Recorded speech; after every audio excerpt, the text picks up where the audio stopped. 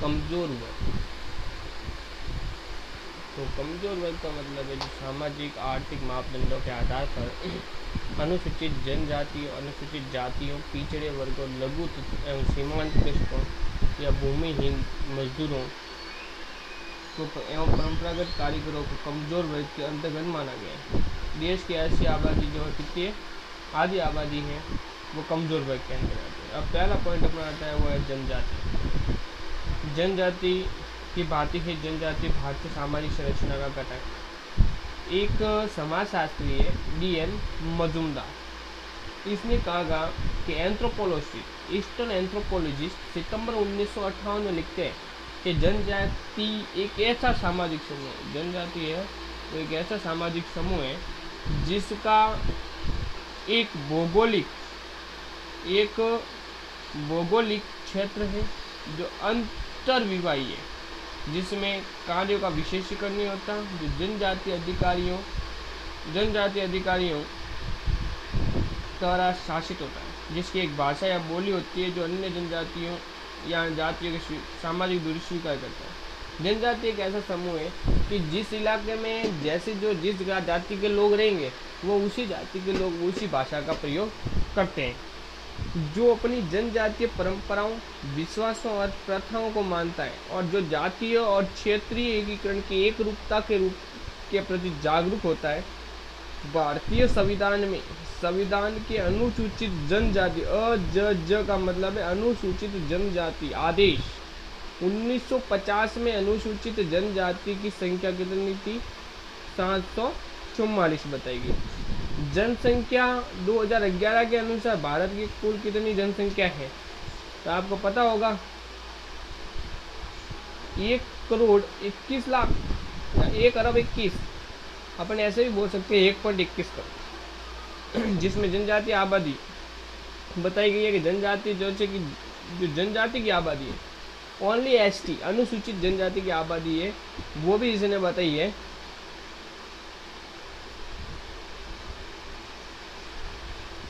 कितनी बताइए 10,42,81,034, जो कि कुल आबादी का कितना हिस्सा है? 8.61% जनसंख्या है वो जनजाति लोगों की। 21 राज्यों एवं केंद्र शासित प्रदेशों के 90 जिलों में जनजातीय आबादी कुल आबादी के 50% से अधिक है तथा 25% से अधिक एवं 50% से कम जनजातीय आबादी वाले जिलों की संख्या कितनी है? 62। ये पूरी भारत का बता रहे हैं, न कि राजस्थान का। अब अपन आते हैं अनुसूचित जातियाँ। क्या आते हैं? अनुसूचित जातियाँ। अनुसूचित जाति शब्द का प्रयोग सर्वप्रथम 1935 में साइमन कमीशन द्वारा हुआ। किसके द्वारा हुआ? साइमन कमीशन के द्वारा। किसके द्वारा हुआ? साइमन कमीशन के द्वारा। अब डॉक्टर भीमराव अंबेडकर के अनुसार इन्हें क्या कहते हैं? भग्न पुरुष या ब्रह्म जाति माना जाता है। ब्रिटिश लोगों द्वारा उन्हें दलित वर्ग कहा जाता है, या 1931 की गणना में उन्हें बाहरी जाति के रूप में संबोधित किया गया। महात्मा गांधी ने इन लोगों को क्या कहा? हरिजन शब्द पुकारा। क्या पुकारा? हरिजन शब्द। कि ये तो सब क्या है? हरिजन है। तब सन 1935 में जब बात हुई तो इन वंचित दलित लोगों को कुछ विशेष सुविधा प्रदान करने के लिए एक अनुसूची निर्मित की। उन्होंने कहा कि जो ये गरीब लोग हैं, जो दलित, जो वंचित है, वो जो गरीब लोग हैं, उनको कुछ न कुछ दिया जाए। तो इसी अनुसूची के आधार पर वैधानिक परिप्रेक्ष्य के आधार पर अनुसूचित जाति अवधारणा को काम में लिया। कौन से लोग बुलाए? अनुसूचित जाति के लोग। संविधान के अनुच्छेद 341 में, अनुच्छेद कौन सा है? 341। कह सकते हैं कि संविधान के कौन से अनुच्छेद में? 341 में ये प्रावधान है कि राष्ट्रपति किसी राज्य या संघ राज्य क्षेत्र के संबंध में उन जातियों, मूल वंशों या जनजातियों अथवा जातियों, मूल वंशों या जनजातियों के भागों या उनके समूह को विनिर्दिष्ट कर सकेगा। राष्ट्रपति के पास ऐसी शक्तियां हैं कि वो अपनी शक्तियों का प्रयोग करते हुए जनजाति लोगों और अनुसूचित जाति लोगों का निवारण कर सकता है। फिर उसने कहा कि जिन्हें इस संविधान की प्रयोजना के लिए हितास्थिति उस राज्य या संघ राज्य क्षेत्र के संबंध अनुसूचित जाति समझा जाएगा। जो इस संघ का मतलब है केंद्र, राज्य का मतलब है राज्य, ठीक है। जो राज्य और केंद्र मिलकर जो अनुसूचित जाति को समझेगा वही निर्णय होगा। इसी प्रकार इन्होंने कहा कि अनुच्छेद 342 में यह प्रावधान है कि किसी राज्य या संघ के संबंध में उन जनजातियों या जनजातियों के समुदायों अथवा जनजातियों के समुदाय को भागों या उनके समूहों को विनिर्दिष्ट कर सकेगा। वो ये भी कर सकता है कि उनके जो संगठन है उनको भी शामिल कर सकता है जिन्हें इस संविधान के प्रयोजनों के लिए हितासक्ति या हितास्थिति उस राज्य या संघ राज्य क्षेत्र के संबंध में अनुसूचित जनजाति समझा जाएगा। इन प्रावधानों के अनुसरण में अनुसूचित जातियों या अनुसूचित जनजातियों की सूची को प्रत्येक राज्य और संघ राज्य क्षेत्र के लिए अधिसूचित किया गया है और यह केवल संबंधित राज्य या संघ राज्य के क्षेत्र अधिकार ही मान्य होगा, उससे बाहर नहीं। इन्होंने कहा कि ये सिर्फ अपने भारत सरकार में ही मान्य होगा या अपने राज्य में या किसी क्षेत्र में ये लागू नहीं होगा। भारत के संविधान की धारा 341 के तहत भारत सरकार द्वारा प्रत्येक राज्य एवं संघ राज्य के लिए अनुसूचित जातियों को अधिसूचित किया गया। भारत की जनगणना 2011 के अनुसार कुल 16.6% कौन सी थी? अनुसूचित जाति की आबादी थी और संविधान आदेश 1950 में कुल 1108 अनुसूचित जातियां थीं जो 29 राज्यों केंद्र शासित प्रदेशों में स्वयं निवास कर रही थी। पूरे भारत के अंदर 29 राज्य थे और केंद्र शासित प्रदेश को मिलाकर 1108 अनुसूचित जातियां बनाई गई थी।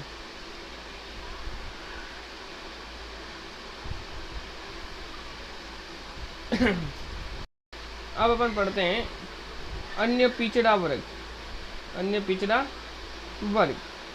तो अन्य पिछड़ा वर्ग में आदिवासी समूह जो ओबीसी है, अनुसूचित जातियां तथा अनुसूचित जनजातियों के अतिरिक्त भी कुछ जातियां भारतीय सामाजिक संरचना में ऐसी हैं जिनका सामाजिक, आर्थिक और शैक्षणिक परिस्थिति समाज के संपन्न वर्गों की तुलना में कमजोर तथा निरंतर है। उन्हें अन्य पिछड़ा वर्ग के नाम से संबोधित किया जाता है। भारतीय संविधान के भाग 16 और अन्य कुछ प्रावधानों में पिछड़े वर्गों या अनुसूचित जातियों और जनजातियों के साथ अन्य पिछड़े वर्ग शब्द का प्रयोग किया गया। अनुसूचित जनजातियों और अनुसूचित जातियों के साथ जो शब्द का प्रयोग किया गया उसी प्रकार से इसमें भी पिछड़े वर्ग का प्रयोग किया गया है।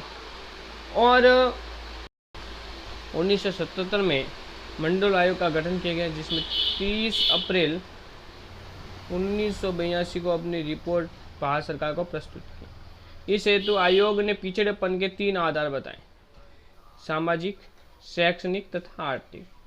आयोग ने 3743 जातियों को पिछड़ी जाति घोषित की। पिछड़ी जाति में कितनी जातियां थी? 3743, जिसकी जनसंख्या देश की आबादी कितनी थी? 52%, सर्वाधिक।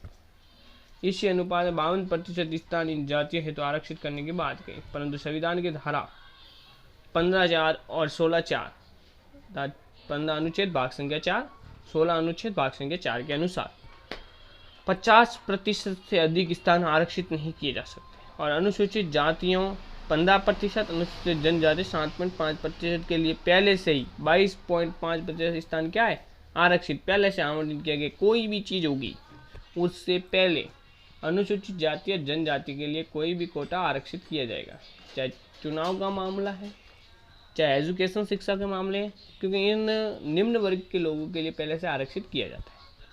अतः संविधान के प्रावधानों के कारण पिछड़ी जातियों के लिए नौकरियां एवं शिक्षण संस्थाओं में 27% स्थान ही आरक्षित करने की सिफारिश की।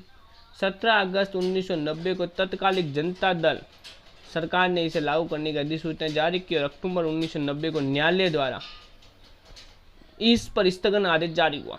तत्पश्चात 16 नवंबर 1942 को सर्वोच्च न्यायालय ने इसे चिकनी परत के प्रावधान के साथ उचित करार दिया। केंद्र सरकार ने इसकी पालना में 8 सितंबर 1993 के 27% आरक्षण लागू कर दिया। राजस्थान में अन्य पिछड़े वर्ग के लिए 21% आरक्षण की व्यवस्था है। ओबीसी वालों को 31%। अब है भारतीय परिवार।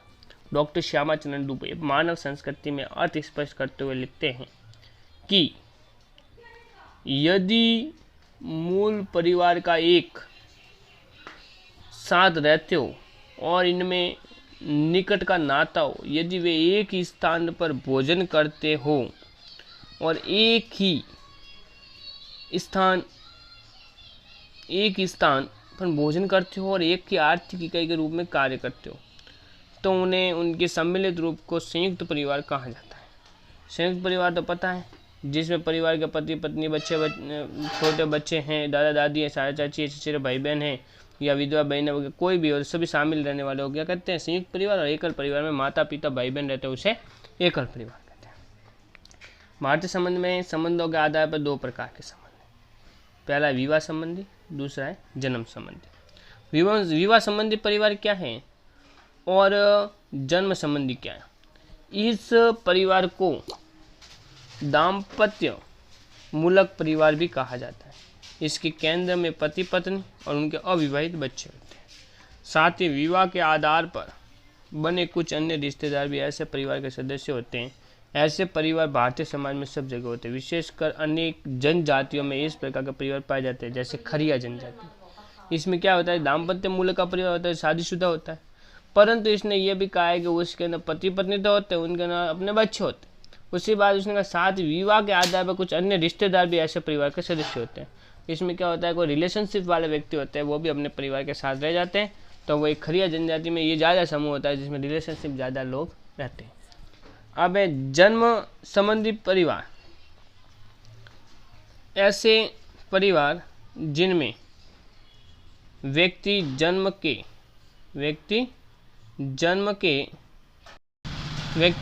के समय, ऐसे परिवार जिनमें व्यक्ति जन्म से परिवार का सदस्य होता है, मतलब फिक्स है, जब जन्म होगा उस समय जो वो परिवार का सदस्य बन गया। ऐसे परिवारों को रक्त संबंधी परिवार भी कहते हैं। रक्त संबंधी अपने ही खून का अपना बेटा। ऐसे परिवार में भाई बहन, चाचा ताऊ, दादा दादी, माता पिता, पुत्र पुत्रियां आदि निवास करते हैं। भारतीय समाज के अधिकांश परिवार इसी श्रेणी में सम्मिलित हैं। अब है भारतीय समाज के सांस्कृतिक पहलू। सांस्कृतिक में पहला आता है धर्म। सामाजिक समाज की एक प्रमुख विशेषता उसकी सांस्कृतिक विविधता है। भारतीय समाज में विभिन्न धर्म, संप्रदायों, भाषाओं के लोग निवास करते हैं। हिंदू धर्म को मानने वाले लोग यहाँ बहुसंख्यक हैं, जबकि मुस्लिम, ईसाई, जैन, बौद्ध, संघ, सिख आदि अल्पसंख्यक हैं। इसने कहा हिंदू धर्म एक सनातन धर्म है, इसलिए इसको बहुसंख्यक कहते हैं, बहुत लोगों को मानने वाला। बाकी वाले जो धर्म है वो अल्पसंख्यक है, यानी कि कुछ लोग मानते हैं, उनकी संख्या क्या अल्प है, कम है। हिंदू धर्म को मानने वाले बहुसंख्यक यानी उनकी संख्या बहुत है। सन 1957 में सर्वोच्च न्यायालय ने केरल के शिक्षक विधेयक के संदर्भ में अल्पसंख्यक समूह उस समूह को माना जिनकी संख्या 50% से कम है। भारतीय समाज में एकल परिवार या नाभिकीय परिवारों की स्थिति एवं संयुक्त परिवार से एकल परिवार की और अग्रसरता पर भी संक्षेप में चर्चा अपेक्षित है। अपना विवाह परिवार की आधारशिला है। विवाह के माध्यम से संस्कृति बनाया।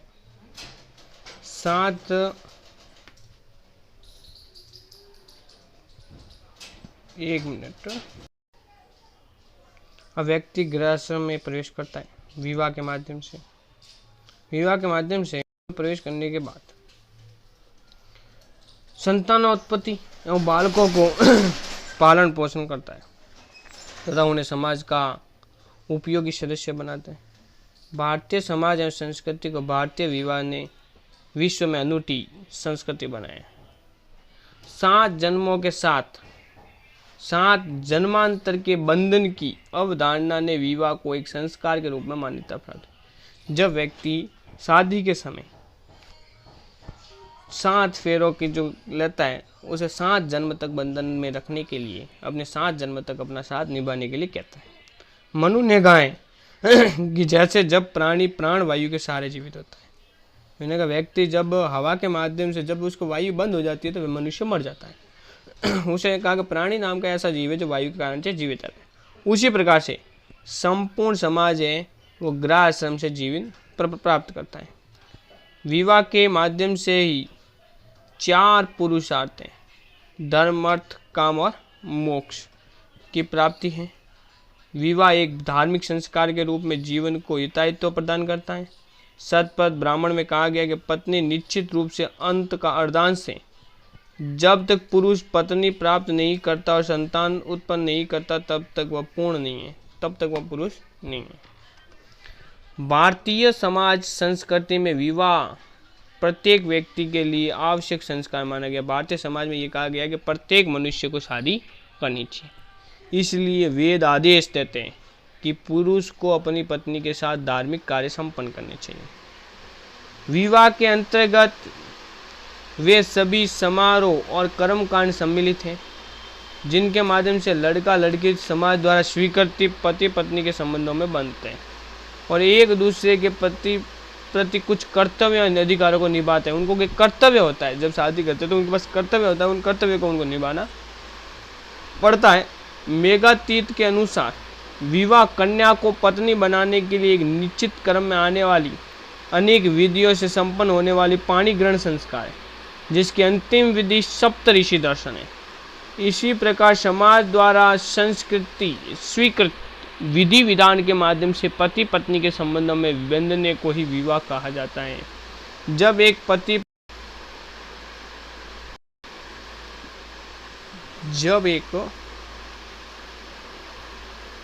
विवाह कहते हैं। भारतीय समाज में धर्म तथा प्रजा का माध्यम में विवाह, हिंदू विवाह अधिनियम के द्वारा भी एक विवाह को भी स्वीकृति दी गई है।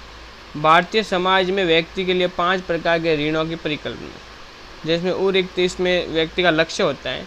यह 5 ऋण देव, ऋषि, पितृ, अतिथि और भूत।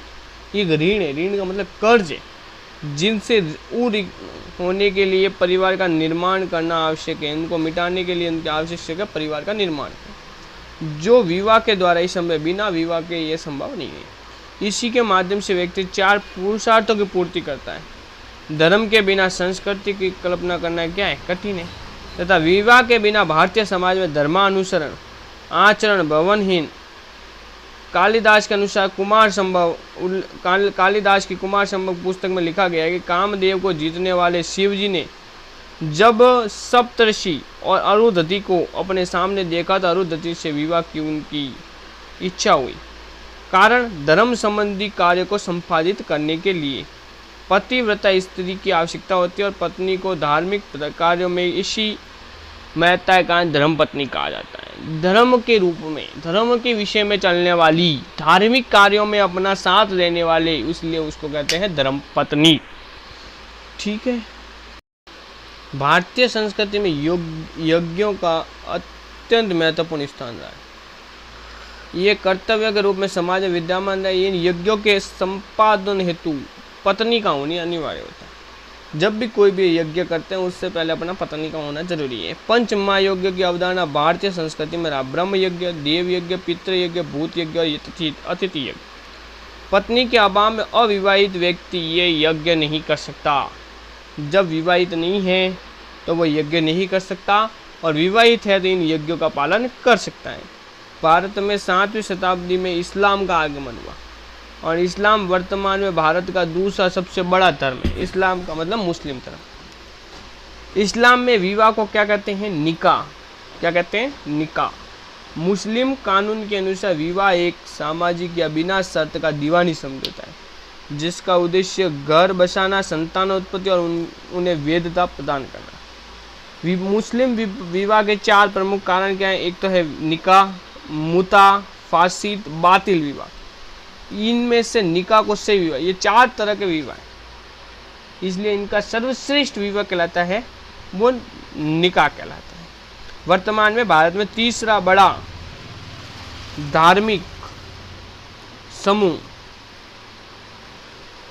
ईसाई 2.3% है। ईसाई विवाह भी एक समझौता है, आपस में समझौता। क्रिश्चियन बुलेटिन के अनुसार विवाह समाज में एक पुरुष और स्त्री के बीच एक समझौता है जो साधारण संपूर्ण जीवन भर के लिए होता है, और इसका उद्देश्य है पारस्परिक सहयोग और परिवार की स्थापना करना। साइंसों विवाह एक स्थायी समझौता माना है, इस्लाम की तरह अस्थायी नहीं। ये इस्लाम की तरह अस्थायी नहीं है। इस्लाम धर्म में इनकी निकाह करने के बाद, शादी करने के बाद वो उनके 3 तलाक की विधि के अनुसार, कुरान की विधि के अनुसार पत्नी या अपना घर तोड़ देता है। परंतु हिंदू धर्म या ईसाई धर्म में ऐसा नहीं है। अगला अपना है नातेदारी, वो बाद में। धन्यवाद।